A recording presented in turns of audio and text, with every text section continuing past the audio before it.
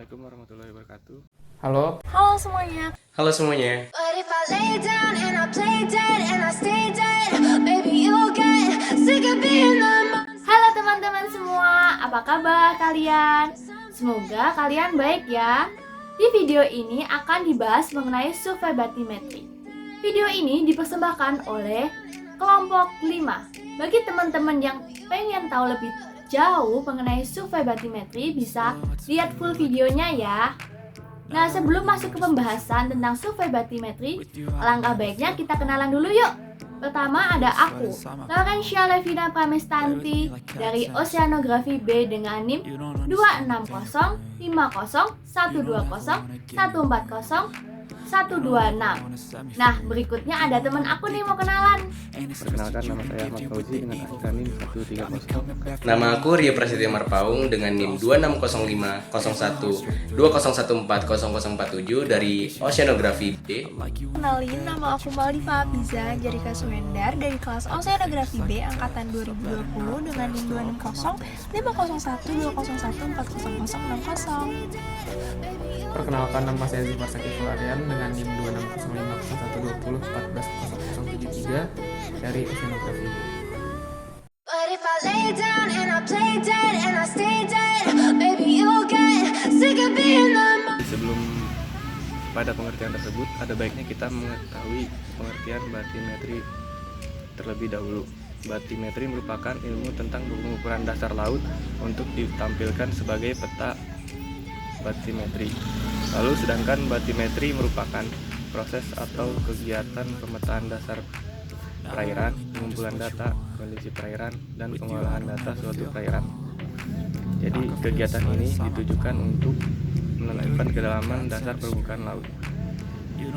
Bentuk kegiatan survei batimetri ini dikenal dengan pemeruman atau proses dan aktivitas yang ditujukan untuk memperoleh gambaran bentuk permukaan dasar laut atau topografi.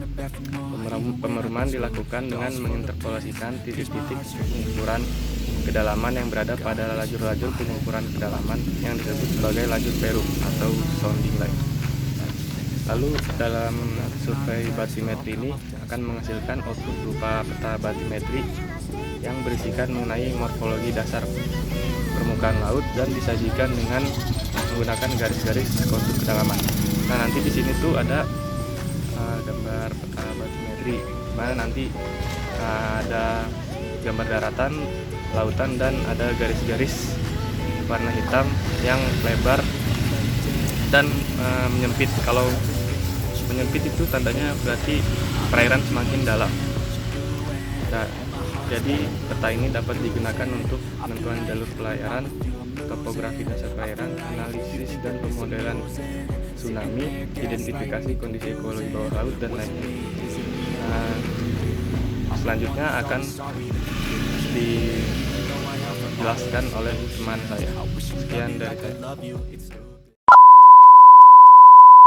But if I lay down and I play dead and I stay dead, baby you'll get sick of being the monster. Nah, pada bagian ini aku bakal jelasin tentang alat-alat apa aja yang dibutuhkan saat survei batimetri. Instrumen-instrumen yang digunakan dalam survei batimetri yaitu secara konvensional ada batu duga. Nah, untuk secara modern sendiri ada yang namanya alat echo sounder.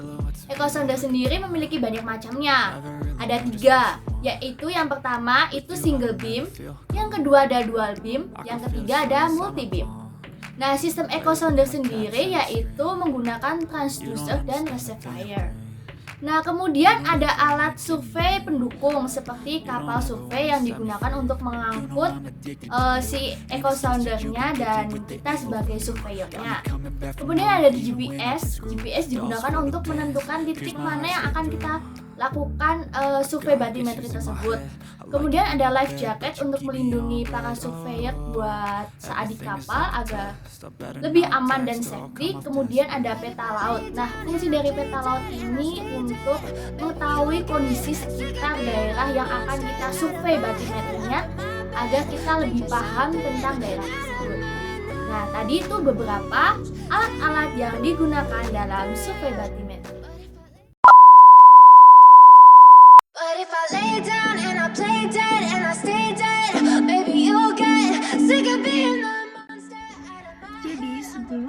pelaksanaan survei batimetri ada langkah-langkah yang harus kita lakukan.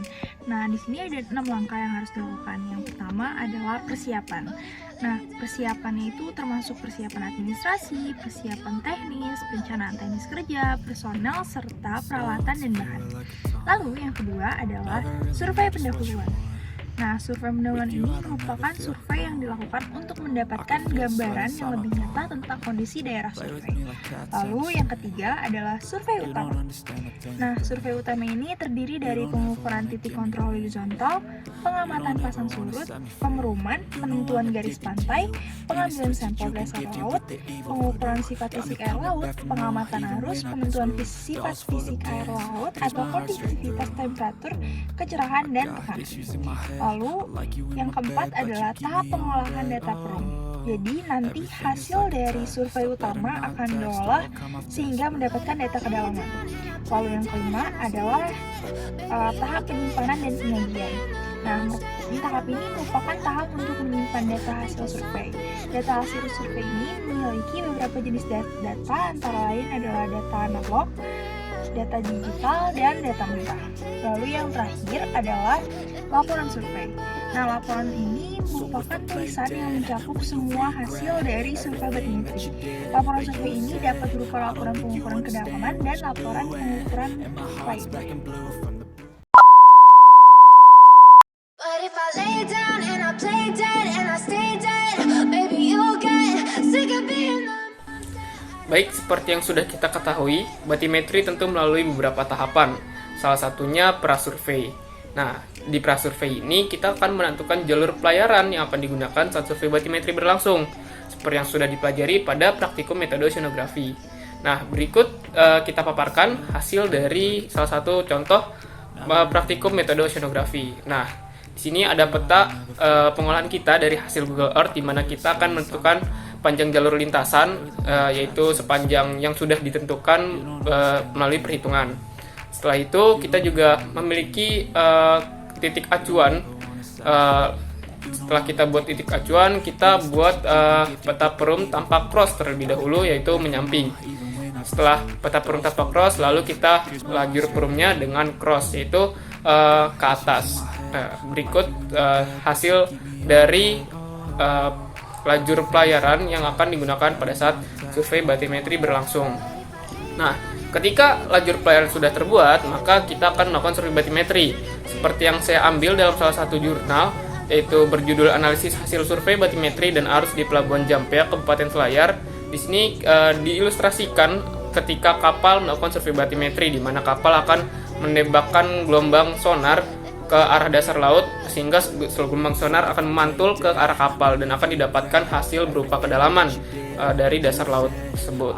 Nah, berikut juga telah dijelaskan bahwa sama-sama melakukan analisa jalur pelayaran terlebih dahulu, yang seperti sudah dicontohkan pada praktikum metode oceanografi. Berikut didapat hasil dari pelabuhan Jampea yang telah dilakukan oleh survei batimetri. Dapat dilihat bahwa dasar laut dari pelabuhan Jampea memiliki morfologi yang tidak beraturan. Hal ini banyak disebabkan oleh beberapa faktor, salah satunya arus laut yang terjadi dan gelombang arus pasang surut, gelombang, dan segala macamnya. Baik, itu saja, sekian dari saya. But if I lay down and I play dead and I stay dead, maybe you'll get sick of being the monster. Untuk penjelasan lebih lanjut tentang proses pengambilan data-data yang diperlukan dalam survei batimetri, mungkin akan saya tampilkan di layar berikut ini.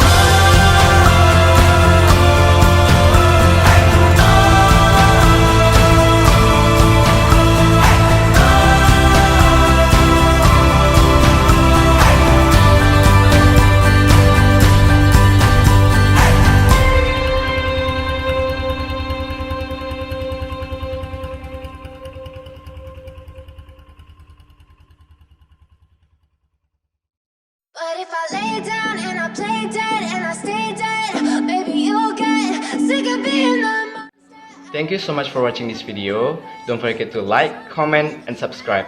See you next time. Bye. Bye.